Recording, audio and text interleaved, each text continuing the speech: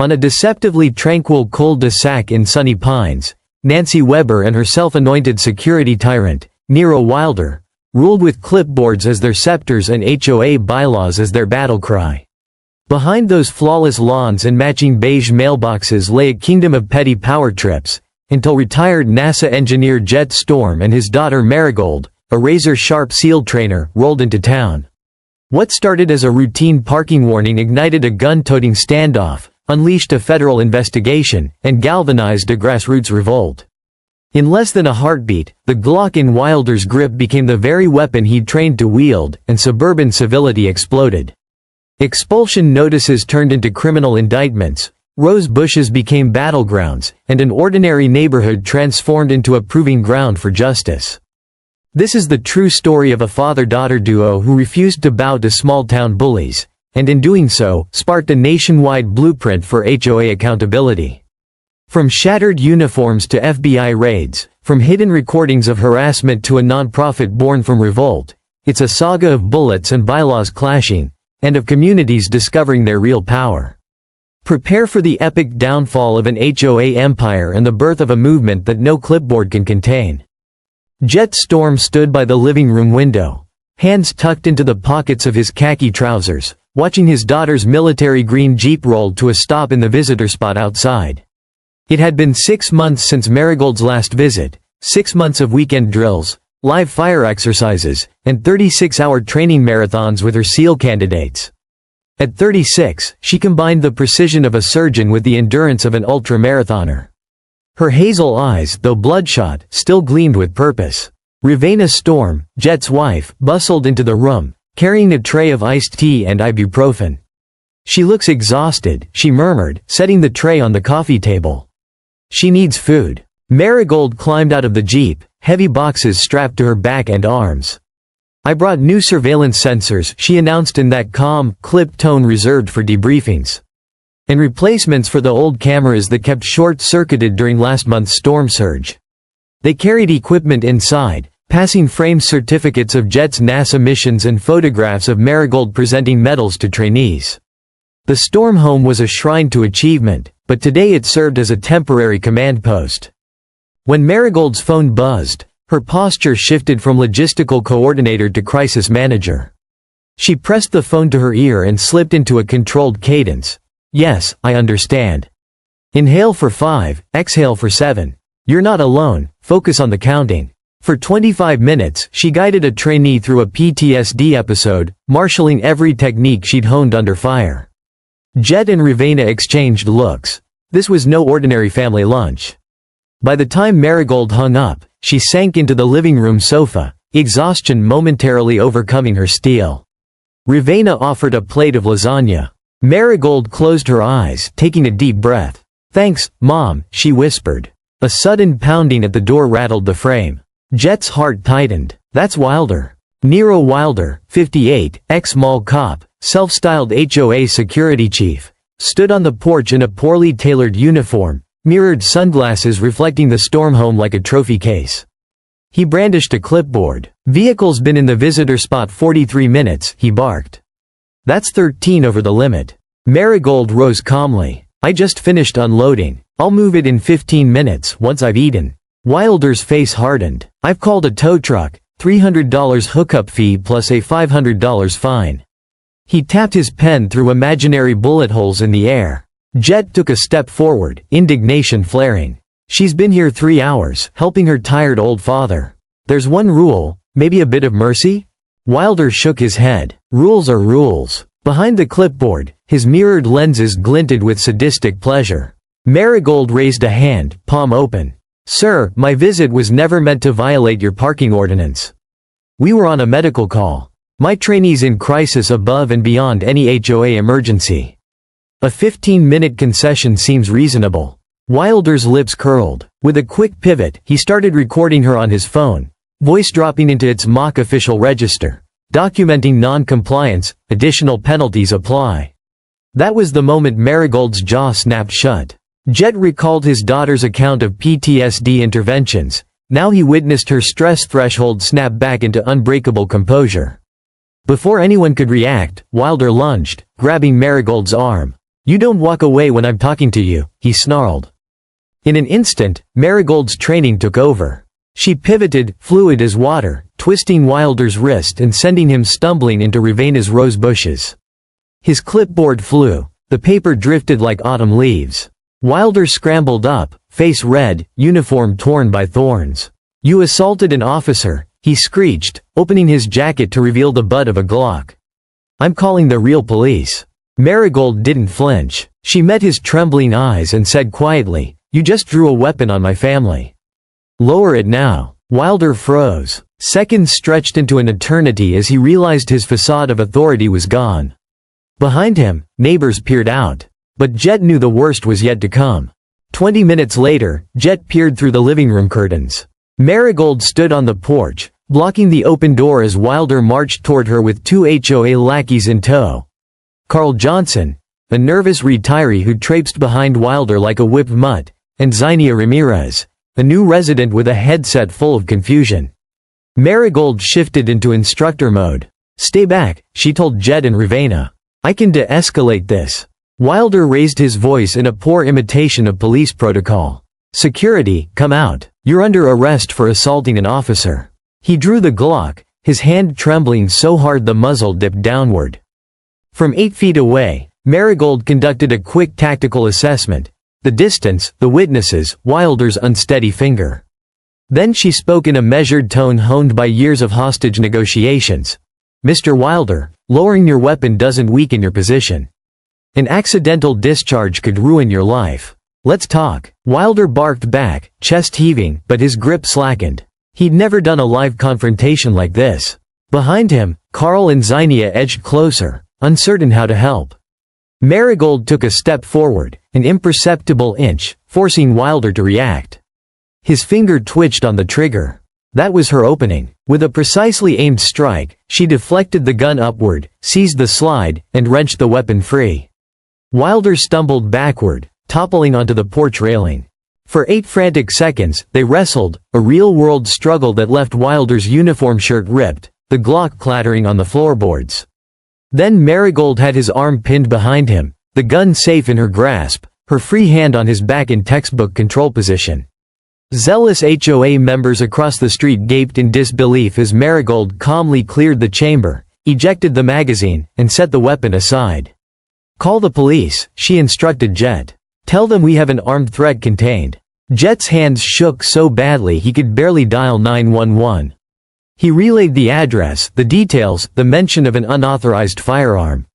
In under 5 minutes, the real police arrived, Officer Rodriguez and a partner, finding Maragold standing sentinel over Wilder, who spat invectives while wrists cuffed behind his back.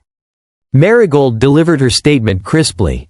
"He threatened me and my family with a deadly weapon over a parking violation. I disarmed him in self-defense." She presented her credentials, 12 years training SEALs, specialized in tactical operations. Rodriguez's eyebrows rose. By the end of her debrief, Wilder's gun was logged into evidence, his cuffs never removed. Believing justice would follow, the Storms rode to the station to provide formal statements. That confidence evaporated when HOA President Nancy Weber and Chief Thompson strode in. Nancy in pearls, Thompson in full uniform, hand-picked favor trading at its most brazen. Mr. Wilder was on official community security duty when attacked, Thompson announced, his voice syrupy. "We'll need to release him pending internal review."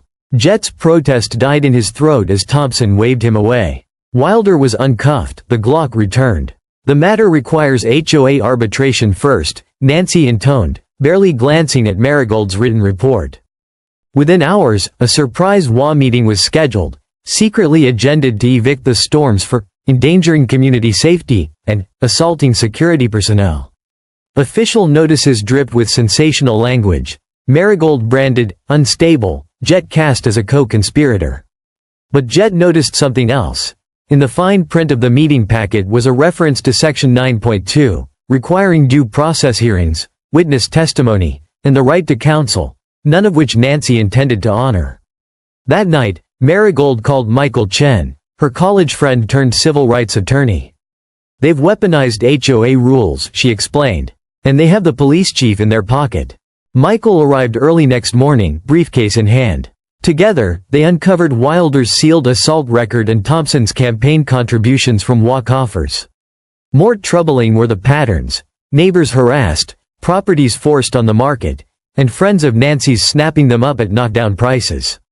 Armed with affidavits, financial statements, and HOA meeting minutes, many altered, they plotted their next move: expose the conspiracy to local media, mobilize silent majority residents, and prepare for a showdown far bigger than a simple eviction. The community center overflowed with anxious faces the night of the emergency HOA meeting. Nancy Weber stood at the podium, hawkish and imperious, as she called the vote: remove the Storm family for repeated endangerment of our neighborhood's safety and violation of security protocols. Jet clenched his jaw. Mary, another ally, pressed a hand on his arm. From behind him, George Williams, the retired federal judge who had quietly amassed a decade of HOA records, leaned forward. His crisp voice cut through the murmurs. Point of order. Section 7 of the bylaws grants any member the right to a hearing before punitive action. Nancy sputtered. Residents shifted in their seats.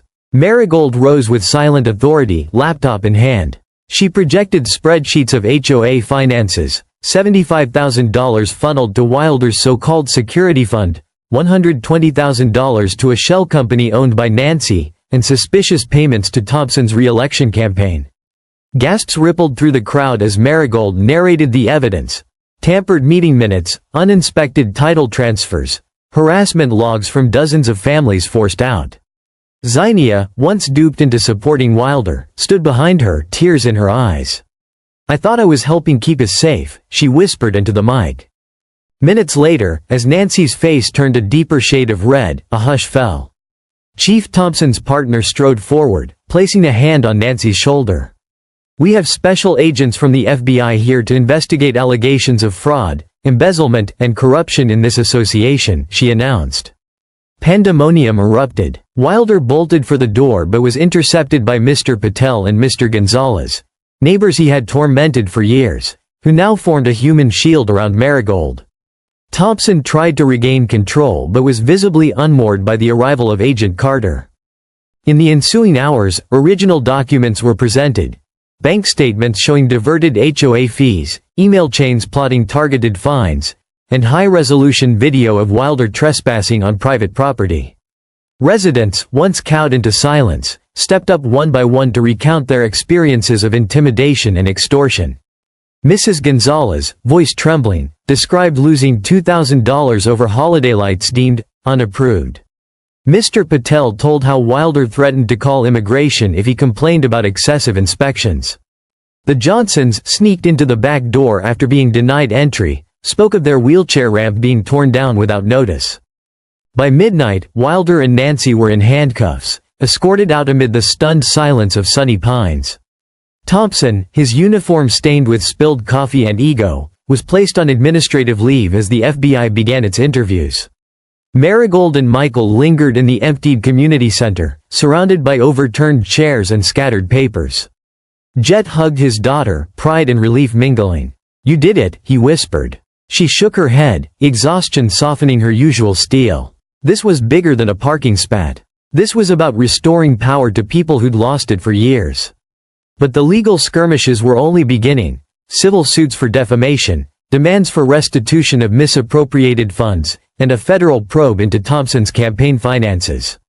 The Storms prepared for courtroom battles even as the community elected a reform-minded board, rewriting bylaws to mandate audits, term limits, and transparent governance.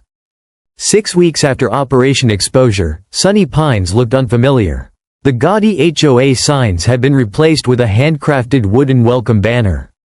Petty patrol cars were gone. In their place, neighbors strolled lawns freely, children's laughter echoing where once only whispers of fear rang. At the first open forum meeting under new President Jennifer Lopez, Maragold presented a comprehensive proposal: Community Shield, a nonprofit to support homeowners facing HOA abuse. Jet watched as dozens of attendees leaned forward, absorbing her blueprint for legal aid clinics, online training modules, and legislative advocacy. HOA abuse happens in thousands of communities, Maragold explained. Most don't have Army instructors or NASA retirees at home. She rolled out templates for documentation checklists, negotiation tactics for security committees, and a hotline for immediate assistance. In the following months, Community Shield grew from a handful of Storm family volunteers into a coalition of attorneys, former board members, and civic activists across 42 states. Sunny Pines hosted webinars on property rights law, while Maragold traveled nationwide, teaching grassroots organizers how to spot patterns of corruption before they became crises. Meanwhile, Wilder accepted a plea deal for felony assault with a deadly weapon, impersonating an officer, and extortion, sentenced to 5 years in federal prison. Nancy Weber was convicted of embezzlement and fraud, ordered to repay over $300,000. Chief Thompson resigned amid mounting evidence of bribery. His discharge became a cautionary tale in law enforcement ethics courses. In Sunny Pines, restitution funds were returned to homeowners. Compensation checks arrived for families forced to sell at a loss. The new board slashed HOA dues by 40%, reallocating resources to public safety initiatives run by certified professionals. Nothing to do with clipboards and badges sewn onto ill-fitting uniforms. At the one-year anniversary celebration, the transformed community center gleamed with fresh paint and a wall of photographs capturing block parties, volunteer projects, and resident-led gardening clubs. Jet strode beside Maragold as she addressed a crowd of cheering neighbors and visiting activists. "True community power," she said, voice carrying across the lawn, "doesn't come from a gun or a fake badge. It comes from people united around transparency, accountability, and mutual respect." A documentary crew filmed the standing ovation, another chapter in the story spreading across America. Reports poured in. Similar reforms in dozens of HOAs, legislative hearings on curbing board overreach, and a surge of grassroots groups inspired by Community Shield's model.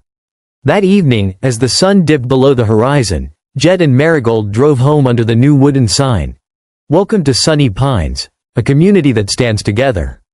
Maragold turned in her seat, eyes reflecting the golden light. "Dad," she said, voice soft now, "I never thought I'd use combat skills in suburbia. But you taught me one thing. The smallest spark can ignite the biggest change." Jet smiled, hand resting on hers. "And you taught all of us how to fan the flames of justice." In the warm dusk, the neighborhood felt whole for the first time, a testament to courage, strategy, and the unbreakable bond between a father and his extraordinary daughter. The battle was won, but the war for every homeowner's rights had only just begun.